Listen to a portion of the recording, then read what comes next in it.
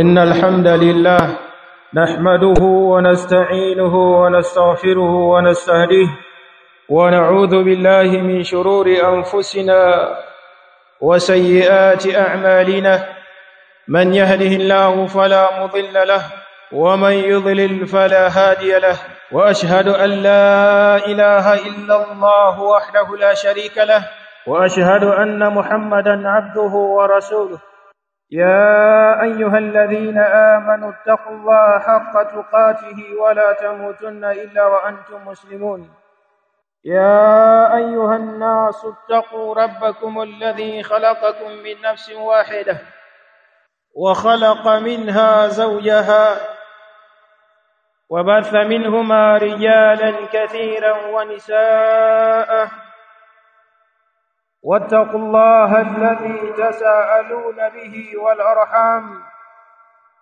إن الله كان عليكم رقيبا يا أيها الذين آمنوا اتقوا الله وقولوا قولا سديدا يصلح لكم أعمالكم ويغفر لكم ذنوبكم ومن يطع الله ورسوله فقد فاز فوزا عظيما أما بعد فإن أصدق الحديث كتاب الله وخير الهدي هدي محمد صلى الله عليه وسلم وشر الأمور محدثاتها وكل محدثة بدعة وكل بدعة ضلالة وكل ضلالة في النار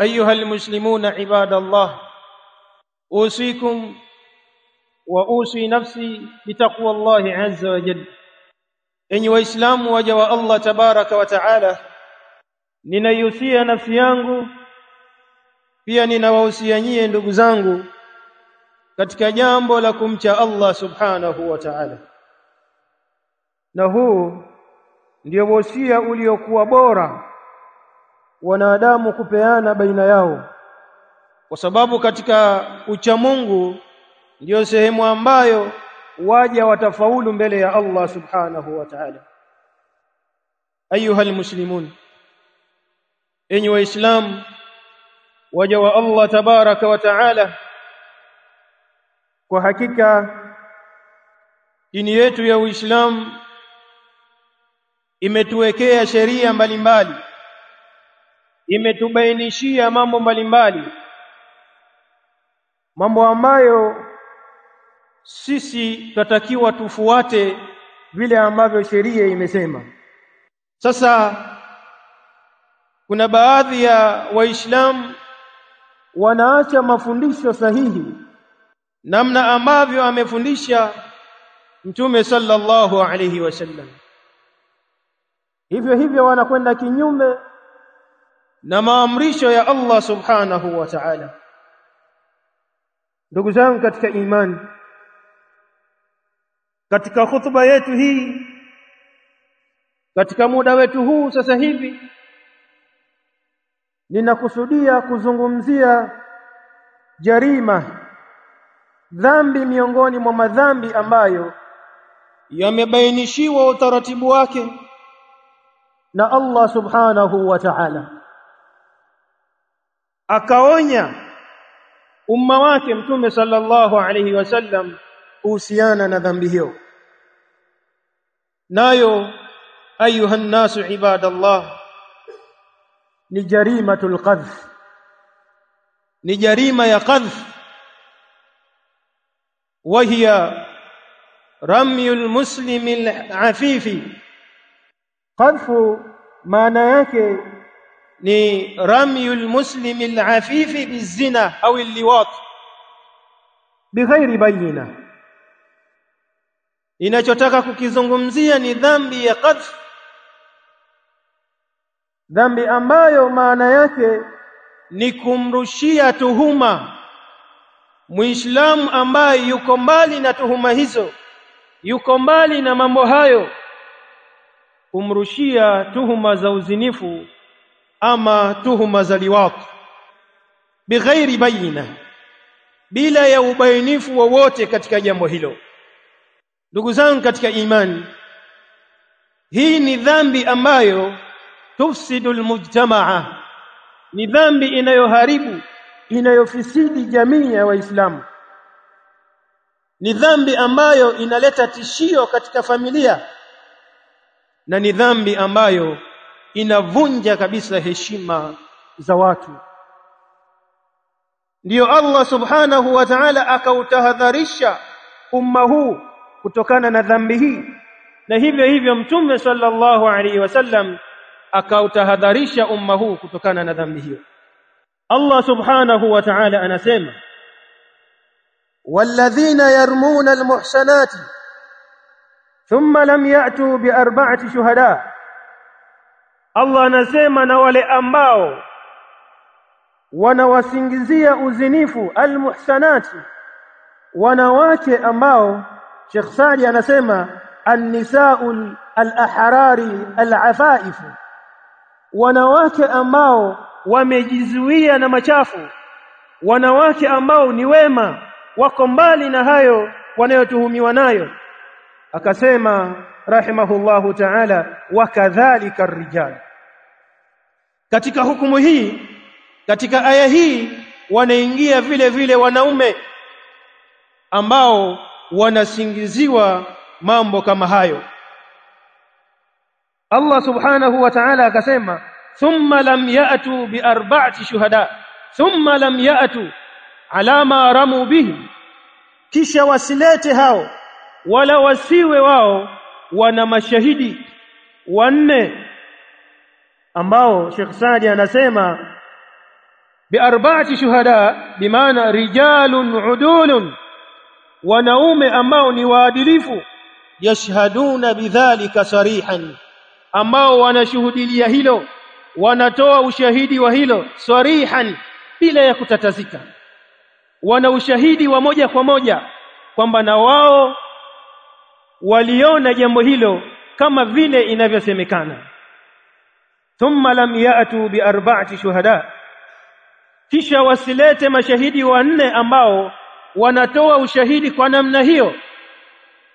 Allah subhanahu wa ta'ala anasema, fajliduhum 80 jalda, basi wapigeni wao mijeledi 80. Wale ambao wanasema maneno ya namna hiyo, lakini wakawa wao hawana mashahidi wanne ambao wameshuhudia jambo hilo, basi wapigeni wao mijeledi 80. Wala takbalu lahum shahadatan abada, na watu hao wakishapigwa mijeledi 80 hautokubaliwa ushahidi wao milele. Wa ulaika humul fasiqun, na hao Allah subhanahu wa ta'ala anasema ndiyo mafasiq, yani al-kharijuna an ta'atillah. Hao ndio watu ambao wenye kutoka katika utiifu wa Allah subhanahu wa ta'ala. Ndugu zangu katika imani, Allah subhanahu wa ta'ala amesema fi qissati al-ifk, akiwa anazungumzia kisa kilichozushwa, alizushiwa ummul mu'minina Aisha radhiyallahu anha, kisa ambacho alizushiwa uovu, alizushiwa tuhuma za uzinifu Aisha radhiyallahu anha, mama wa waumini. Allah anasema, alladhina ja'u bil ifki usbatun minkum, wale ambao walikuja na jambo hilo, walikuja na uongo huo, tuhuma hizo, ni kundi miongoni mwenu. Ndugu zangu katika imani, Mtume sallallahu alaihi wasallam wakati anarejea kutoka kwenye vita, miongoni mwa vita alivyokuwa anapigana na makufar, akiwa ameambatana na mke wake Siddiqa bintu Siddiq Aisha radhiyallahu anha. Bi Aisha radhiyallahu anha kikakatika kidani chake, akazuilika na hilo katika kukitafuta kidani chake. Msafara ukaondoka na ukamwacha. Nyuma ya msafara ule kulikuwa anakaa mtu mmoja akiitwa Safwan radhiyallahu anhu, ni sahaba miongoni mwa masahaba watukufu. Alipomkuta Bi Aisha akampakia katika mnyama wake, ila yeye kumzungumzisha wala Bi Aisha kumzungumzisha. Imana hakuna yeyote aliyemzungumzisha mwenzie. Walipofika kule ambako umefika msafara, watu wakaona tukio lile, ndiyo hapo wakaanzisha baadhi ya wanafiki, wakaanzisha tuhuma za kusema kwamba Bi Aisha amefanya zina na Safwan radhiyallahu anhuma. Na waliolianzisha jambo hili walikuwa ni wanafiki alladhina yudhhiruna alislama wa yubtinuna alkufr, wale ambao wanadhihirisha katika jamii Uislamu lakini ndani yao kuna chuki, kuna vifundo na kuna ukafiri ndani yao. Hawa ndio ambao baada ya kuona picha ile wakalitengeneza jambo lile, likaenea jambo lile hadi likafikia kwa baadhi ya waumini wa kweli na wao wakaamini. Na katika kipindi hiko wahi ulikuwa umezuilika, hakuna wahi unaoteremka. Kwa jambo likaenea mpaka likafika kwa waumini wa kweli, na baadhi yao wakaghurika, wakadanganyika na yale maneno ya wanafiki, kwa namna yalivyopambwa na yalivyotengenezewa ushahidi wa uongo, wakadanganyika na hilo. Sasa Allah subhanahu wa ta'ala akasema, innal ladhina ja'u bil ifk, hakika wale ambao wamekuja na uzushi huo, wamekuja na tuhuma hizo, usbatun minkum, ni kundi linalotokana na nyinyi. Kwa sababu wale wanafiki wao walikuwa wanadhihirisha Uislamu, wanakaa pamoja na Waislamu, wanakaa na Mtume sallallahu alaihi wasallam, lakini wana mambo yao katika mioyo yao. Allah anasema usbatun minkum, bimaana ni kundi ambalo linajinasibisha na nyinyi. Allah akasema la tahsabuhu sharran lakum, lakini jambo hilo msilihesabu kuwa ni shari kwenu, kwa sababu Allah subhanahu wa ta'ala baada ya muda alikuja kumtakasa Bi Aisha radhiallahu anha, na haikuishia kwake, akawatakasa pia wake wengine wa Mtume sallallahu alayhi wasallam. Bimaana halikuwa shari jambo hili, ikawa ni khairi kwa wao. Ndugu zangu katika imani, Allah subhanahu wa ta'ala anasema la tahsabuhu sharran lakum, jambo hilo msilihesabu kuwa ni shari kwenu nyinyi, bal huwa khairun lakum, bali jambo hilo ni khairi kwenu nyinyi. Kisha akasema likulli imri'in minhum, kila mmoja katika wao maktasaba min al-ithm, ana lile alilochuma katika madhambi kwa sababu ya jambo hilo. Kila mmoja ambaye alisikia na yeye akahamisha maneno hayo kutoka sehemu moja kwenda sehemu nyingine, akamsimulia mtu mmoja, wawili, watatu, kila mmoja katika wao, kila aliyesikia na kuamini, kila aliyesikia na kumsimulia mwingine, basi kila mmoja ana sehemu ya madhambi yake kutokana na jambo hilo. Walladhi tawalla kibrahu, na yule ambaye ametawalia sehemu kubwa ya jambo hilo. Walladhi tawalla kibrahu minhum, na yule ambaye katika hao walionukuu maneno hayo, waliohamisha maneno hayo kutoka sehemu moja kwenda sehemu nyingine, yule ambaye ametawalia sehemu kubwa katika hayo, lahu adhabun adhim, ana yeye adhabu iliyokuwa kubwa. Na katika aya hii Allah subhanahu wa ta'ala hapa anamkusudia Abdullah ibn Ubay ibn Salul, lakini maneno haya yataenea kwa wengine ambao pia watatawalia maneno mfano wa haya. Mathalan, akatokea jahil miongoni mwa majahil, akarekodi sauti ya tuhuma kama hizi, sauti ikaenea, manake yeye anakuwa ametawalia sehemu kubwa ya jambo hilo, basi na yeye ataingia katika hao ambao amewataja Allah subhanahu wa ta'ala. Pale Allah aliposema walladhi tawalla kibrahu minhum lahu adhabun adhim, na yule ambaye ametawalia sehemu kubwa katika tuhuma hizo, katika uzushi huo unaoenezwa, basi yeye atakuwa na sehemu kubwa ya adhabu kutoka kwa Allah subhanahu wa ta'ala. Na kinachokusudiwa hapa al-khuludu fi ad-darki al-asfal minan nar, yule aliyekuwa anazungumziwa hapa, kinachokusudiwa lahu adhabun adhim, bimaana al-khuludu fi ad-darki al-asfal minan nar, kwamba atakaa yeye milele sehemu ya chini kabisa ya moto. Ndugu zangu katika imani, Allah subhanahu wa ta'ala baada ya kuelezea hayo aliyoelezea.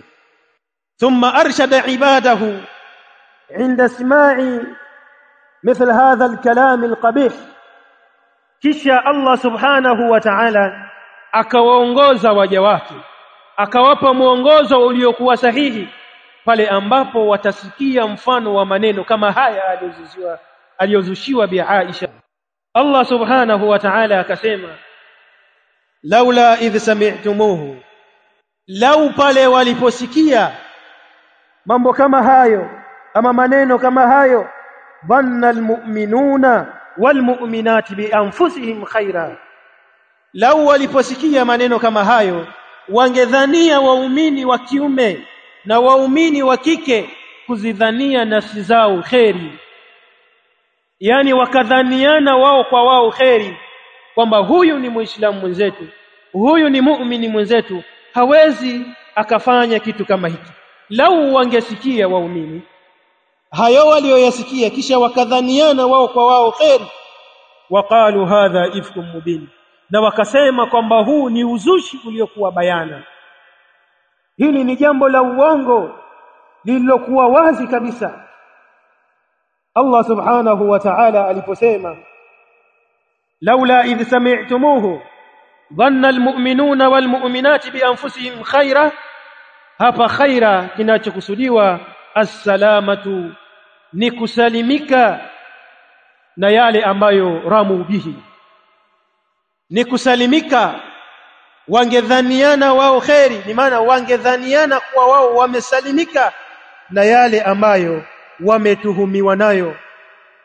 Wa anna ma ma'ahum min al-iman al-ma'lum, na yakuwa kwa hakika yale waliokuwa nayo katika imani yenye kufahamika, imani iliyokuwa wazi yenye kufahamika kabisa, yadfa'u ma qila fihim min al-ifk al-batil, inakinga hiyo imani ama yale waliokuwa nayo katika imani, yanakinga na kuzuia yale ambayo wanarushiwa na kutuhumiwa nayo katika uzushi wa batil. Ndugu zangu katika imani, huu ndio muongozo sahihi ambao Allah subhanahu wa ta'ala arshada ibadahu, amewaongoza waja wake waelekee katika muongozo huu pale ambapo yatakuwa yametokea mambo kama hayo, mfano wa yale ambayo yalitokea kwa ummul mu'minin Aisha radhiyallahu anha. aqulu ma tasma'un wa astaghfirullah li wa lakum fastaghfiruhu innahu huwal ghafurur rahim wa huwal barrul karim. alhamdulillahi rabbil alamin, alhamdulillahi alladhi amara bil iffati wat tahara wa naha 'anil fuhshi wal badha'ah, واشهد ان لا اله الا الله وحده لا شريك له، واشهد ان محمدا عبده ورسوله صلى الله عليه وعلى اله وصحبه اجمعين. اما بعد، فيا ايها المسلمون، enyi waislamu, baada ya kuona ayati mbalimbali, maneno ya Allah subhanahu wa ta'ala aliyoyaeleza kuhusiana na kadhia za namna ile ambayo alizushiwa mama wa waumini Aisha radhiyallahu anha. Sasa hem tuangalie maneno ya Mtume sallallahu alayhi wasallam. Mtume sallallahu alayhi wasallam yawma min al-ayyam, siku miongoni mwa masiku, pale alipokuwa amekaa na masahaba zake radhiyallahu anhu, aliyatamka maneno kuwaeleza masahaba zake, lakini pia maneno haya hayaishi kwa masahaba zake peke yao, bali pia maneno haya yanatuhusu sisi waislamu wa leo. Mtume sallallahu alaihi wasallam, kutokana na huruma aliyokuwa nayo kwa umma wake, kuna madhambi 7 yenye kuangamiza. Mtume sallallahu alaihi wasallam akawaambia, ijtanibu as-sab'a al-mubiqat, jiepusheni, jiwekeni mbali, jitengeni nayo madhambi 7 yenye kuangamiza. Mtume sallallahu alaihi wasallam alitanguliza kuzungumza maneno haya: jiepusheni na madhambi 7 yenye kuangamiza. Masahaba radhiyallahu anhum hawakuelewa ni yapi hayo madhambi 7 yenye kuangamiza. Wakaona ni bora wamuulize Mtume sallallahu alaihi wasallam ili wapate ufafanuzi wa kile ambacho Mtume alayhi salatu wassalam anakikusudia katika maneno yake hayo. Qalu ya Rasulullah wama hunna, wakasema masahaba, ewe mjumbe wa Allah, ni yapi hayo madhambi 7 yenye kuangamiza? Mtume sallallahu alayhi wasallam akayataja hayo madhambi 7 yenye kuangamiza, lakini katika hayo aliyoyataja akataja alayhi salatu wassalam wa qadhful muhsanati almu'minati alghafilati, miongoni mwa madhambi 7 yenye kuangamiza. Sisi hapa tunakusudia kulitaja dhambi moja tu ambalo Mtume sallallahu alaihi wasallam alilitaja katika hadithi hii, nalo ni dhambi ya kuwatupia tuhuma wanawake wa Kiislamu wenye kujihifadhi, wanawake ambao ni wema, wanawake ambao wameghafilika na madhambi, si wenye kufanya machafu, ni wanawake waliojizuilia na yale yaliyokatazwa na Allah subhanahu wa ta'ala. Na hivyo hivyo wanaume ambao wamejizuilia na machafu, wamejizuilia na madhambi, wako mbali na yale yaliyokatazwa na Allah subhanahu wa ta'ala, kisha akatokea mtu akawa anawarushia wao tuhuma, ana wasingizia wao uzinifu, ama anawasingizia wao machafu, hali ya kuwa wao wako mbali na hayo. Basi kwa hakika mtu wa namna hii na wale wote ambao wataungana na mtu wa namna hii ambaye ni jahil bikitabillah wa sunnati rasuli sallallahu alaihi wasallam, mtu ambaye si mwenye kufahamu kitabu cha Allah na sunna za mtume wake sallallahu alaihi wasallam, wakaungana na yeye, basi na wao wanakuwa wameingia katika dhambi miongoni mwa yale madhambi 7 yenye kuangamiza yaliyotajwa na mtume alayhi salatu wassalam. Waislamu wanatakiwa wazingatie katika hili, kwa sababu kuna ayat ambazo tumetangulia kuzitaja zinazobainisha namna ambayo muislamu anatakiwa awe katika kadhia kama hii. Pia mtume sallallahu alaihi wasallam hapa anauongoza umma wake kukaa mbali na madhambi 7 yenye kuangamiza. Miongoni mwa madhambi hayo ni kuwasingizia Waislamu, kuwasingizia waumini kwamba usione wanavyovaa majuba vile, usione yale makanzu yao namna hile, wale ni wazinifu, wale wanahili. Hawa wanaingia katika watu ambao wapo katika madhambi 7 yenye kuangamiza mbele ya Allah subhanahu wa ta'ala. Ndugu zangu katika imani, hii dhambi ya qadhf, dhambi hii ya kutuhumiana uzinifu, kutuhumiana kufanya uchafu, ni dhambi ambayo wengi katika Waislamu wameichukulia dhambi hii kuwa ni dhambi nyepesi, wakaziachia ndimi zao katika kuzungumza, wakaziachia ndimi zao katika kunukuu maneno kutoka sehemu moja kwenda sehemu nyingine, wakaona kuwa ni jambo rahisi. Lakini katika sheria ya Allah subhanahu wa ta'ala jambo hili haliko namna hiyo. Pale unapotaka kuzungumza jambo hili lazima ufikirie, yani usibebwe na mihemko pengine ya kutafuta cheo, ya kutafuta mali, ya kutafuta umaarufu. Usibebwe na mihemko. Mihemko hiyo itakupelekea wewe kuingia katika adhabu ya Allah subhanahu wa ta'ala. Lazima uzingatie pale unapotaka kuzungumza. Je, unao wale mashahidi 4 waliobainishwa na Allah subhanahu wa ta'ala? Ukiitwa mbele ya mahakama, ukiitwa mbele ya kadhi, utaweza kuwaleta hao mashahidi 4? Kama hauna, basi hakikisha ya kuwa unajiweka mbali na tuhuma kama hizi. Hata ukamsikia nani anazungumza, pengine ukamsikia rafiki wa yule anayetuhumiwa, wewe usiamini kwamba huyu ni rafiki yake, basi huenda jambo hili ikawa ni la kweli na wewe ukalinyakua kutoka sehemu moja ukalipeleka sehemu nyingine. Kwa hakika itakuwa unajiweka katika sehemu iliyokuwa mbaya. Na jambo hili ndugu zangu katika imani si jambo jepesi.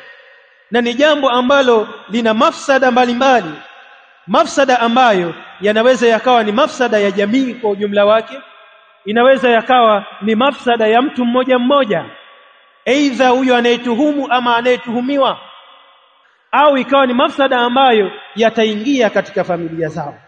Miongoni mwa mafsada ya jambo hili ni hatku a'radhi nnas, kuvunja heshima za watu.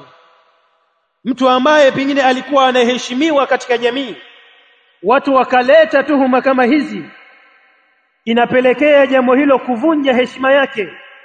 Na pale ambapo unaingia katika heshima ya Muislamu mwenzako kwa tuhuma zisizokuwa za msingi, basi kwa hakika wewe una jambo la kujibu mbele ya Allah subhanahu wa ta'ala. Heshima za watu ni jambo ambalo linatakiwa liheshimiwe, watu wasiingie katika kuvunja heshima za watu. Kwa hiyo miongoni mwa mafsada ambayo yanapatikana kutokana na jambo hili ni hatku a'radhi nnas, kuvunja heshima za watu, na ni jambo ambalo ni haramu katika dini ya Uislamu. Lakini pia jambo jingine ambalo linapatikana miongoni mwa mafsada ni tafkikul usar, kuleta mtafaruku katika familia, kuleta mtafaruku katika familia za watu. Wewe ambaye pengine umeanzisha jambo hilo, ama wewe ambaye umenukuu jambo hilo, unaweza ukawa ni sababu ya kuleta mtafaruku katika familia za watu, na kwa hakika utakuwa una jambo la kujibu mbele ya Allah subhanahu wa ta'ala. Siku ambayo siri zote zitakuwa bayana na wewe haukuwa na ushahidi wa hilo, lakini umekuwa ni kipaumbele katika kueneza jambo hilo, basi utakuwa na jambo la kujibu mbele yake yeye Allah subhanahu wa ta'ala. Lakini pia miongoni mwa hasara ama mafsada ambayo anayapata huyu anayeeneza ni sukhutul adala, kudondoka uadilifu kwake. Asipokuwa na mashahidi wale wanne ambao watakuwa wanashuhudilia jambo hilo sarahan, kwa uwazi kabisa, yani jambo hilo kwamba wao waliliona, wana uhakika nalo, wakiitwa walete ushahidi, basi wanatoa ushahidi ambao unafanana baina yao. Sasa mtu huyu ambaye hana mashahidi wa namna hiyo, uadilifu wake katika sheria ya Uislamu unadondoka, na anahesabika yeye kuwa ni fasiqun, anahesabika yeye kuwa ni fasiq fi dunia, ni muovu katika dunia hii. Lakini pia jambo hili halitaishia hapo duniani, halitaishia hapo, bali ana yeye adhabu Allah fil akhirah, atapata yeye adhabu ya Allah subhanahu wa ta'ala huko akhirah, adhabu ambayo hamna yeyote ambaye anaweza kuivumilia adhabu hiyo. Ni adhabu ambayo haijapatapo kupita katika fikra za wanadamu, ni adhabu kubwa kweli kweli. Sasa Muislamu, hayo ambayo unayafanya lazima uyaangalie yatakuweka sehemu gani mbele ya Allah subhanahu wa ta'ala. Fa iyyakum ayuha nas ibadallah, basi jiepusheni enyi watu waja wa Allah tabaraka wa ta'ala, an tatasahalu bikalimatil qadhfi, kuchukulia wepesi maneno ya qadhf. Umesikia fulani ni mzinifu, watu wanasema, na wewe ukaingia katika mkumbo huo ukawa unasema fulani ana kadha ana kadha ana kadha na kadha, ukaingia katika mkumbo na wewe ukawa unasema, ukaona kuwa maneno hayo ni mepesi. Jiepusheni sana Waislamu katika maneno mfano wa hayo, fa innaha tahdimu a'mara, kwani hakika maneno mfano wa hayo ni maneno ambayo yanaharibu maisha. Yanaweza yakaharibu si maisha ya yule ambaye unamkusudia, bali yanaweza yakaharibu maisha yako, yanaweza yakaharibu maisha yako peke yako, na wala yasiharibike maisha ya yule unayemkusudia kama vile ambavyo wewe unakusudia. Kwa sababu mtu anaweza akaleta kitu mfano, yani akaleta kitu kama hiki kwa sababu ya kujaribu kuharibu maisha ya yule anayemkusudia, kama ambavyo Nabiyullahi alisingiziwa Yusuf. Nabii Yusuf alivyosingiziwa, lengo la yule ilikuwa ni kuharibu maisha ya yule, Sasa unaweza ukawa na lengo hilo la kuharibu maisha ya mtu fulani, ukaanza kueneza maneno fulani, lakini mwisho wa siku Allah subhanahu wa ta'ala akakugeuzia na yakaharibika maisha yako. Kwani hakika ndugu zangu katika imani, mambo kama hayo ni mambo ambayo yanaharibu maisha. Lakini kama haitoshi, si tu kuharibu maisha, mtu anaweza akasema basi kama yanaharibu maisha sawa, na yaharibike maisha yangu, lakini siwezi kuacha jambo hili. Fahamu pia kwamba jambo hilo linamghadhibisha Allah subhanahu wa ta'ala. Watughdhibu ar-rahmana, maneno kama hayo ni maneno ambayo yanamkasirisha Allah subhanahu wa ta'ala. Sasa hebu fikiria, ikiwa wewe utamkasirisha Allah subhanahu wa ta'ala, ni vipi utafika mbele yake? Utajibu vipi maswali atakayokuuliza ana kwa ana? Maneno ambayo maswali ambayo atakuuliza bila ya kuwepo mtu wa kufanya tarjama. Utakuwa unaulizwa wewe moja kwa moja na Allah subhanahu wa ta'ala, na tayari Allah shamkasirisha. Ni vipi utajibu maswali ambayo atakuwa anakuuliza Allah subhanahu wa ta'ala, hali ya kuwa yeye Allah hawezi kumdanganya? Hakuna chochote ambacho kinafichikana kwake yeye, iwe ni jambo la siri, iwe ni jambo la dhahir, yeye Allah subhanahu wa ta'ala analifahamu. Basi fikiria ndugu yangu Muislamu, ni namna gani ambavyo utafika mbele ya Allah subhanahu wa ta'ala ukiwa na mambo kama haya ambayo umeyabeba katika mgongo wako. Heshima za watu umezivunja duniani, una madhambi ya kutokana na jambo hilo ambayo umeyabeba katika mgongo wako, unaelekea nayo kwa Allah subhanahu wa ta'ala. Kwa hakika ndugu zangu katika imani, tunatakiwa tuwe makini, tusighurike hata kidogo na watu ambao hawana elimu ya dini, kwa sababu Uislamu umekamilisha kila kitu. Uislamu umemaliza, hakuna jambo jipya ambalo litakuja. Mambo yote ambayo yanatokea tayari yana ubainifu wake katika sheria ya Allah subhanahu wa ta'ala. Sasa wewe ukiona kuna jambo fulani, basi angalia sheria inasemaje katika jambo hilo. Isije tu ukajitoa ufahamu, na pengine ikawa ndiyo hali halisi ilivyo namna hiyo. Hauna ufahamu wa dini kwa vile una bando lako katika simu yako. Allah subhanahu wa ta'ala amekupa neema ya afya, basi ukajifungia chumbani kwako, ukarekodi sauti, ukaieneza katika mitandao ya kijamii kuhusiana na mtu fulani. Kwa hakika tunatakiwa jambo kama hili tusilichukulie wepesi. Tuone ya kwamba jambo hili linaweza likaharibu maisha yetu fi dunya wal akhirah. Linaweza likaharibu maisha yetu duniani na akhera. Na ikiwa utasalimika hapa, pengine watu wakaamini jambo hilo, na yule unayemsingizia kwa vile ni mnyonge basi akaathirika na jambo hilo, lakini hautakuwa na la kujibu wewe mbele ya Allah subhanahu wa ta'ala. Utakuja kujutia bando lako hilo, kifurushi chako hiko, namna ulivyokitumia katika mambo ambayo yanamkasirisha Allah subhanahu wa ta'ala, yanakwenda kinyume na yale aliyoamrisha Allah, yanakwenda tofauti kabisa na yale ambayo ameelekeza Mtume sallallahu alayhi wasallam. Ndugu zangu katika imani, tunamuomba Allah subhanahu wa ta'ala azitaharishe ndimi zetu na atuhifadhi kutokana na zina, atuhifadhi kutokana na maovu mbalimbali, lakini pia atuhifadhi kutokana na kusingiziana na kurushiana tuhuma mbalimbali, sisi kwa sisi, waumini kwa waumini, waislamu kwa waislamu. Tunamuomba Allah subhanahu wa ta'ala astiri aibu zetu. Pia tunamuomba Allah subhanahu wa ta'ala atupe amani pale ambapo itakuwa tunatishiwa maisha yetu. Hivyo tunamuomba Allah subhanahu wa ta'ala atujalie sisi tuwe ni katika wacha Mungu, tuwe ni katika wale ambao ni wenye kujizuilia na maovu. Wa sallallahu ala Muhammad wa ala alihi wa sahbihi wa sallam. Qumu ila salatikum yarhamukumullah.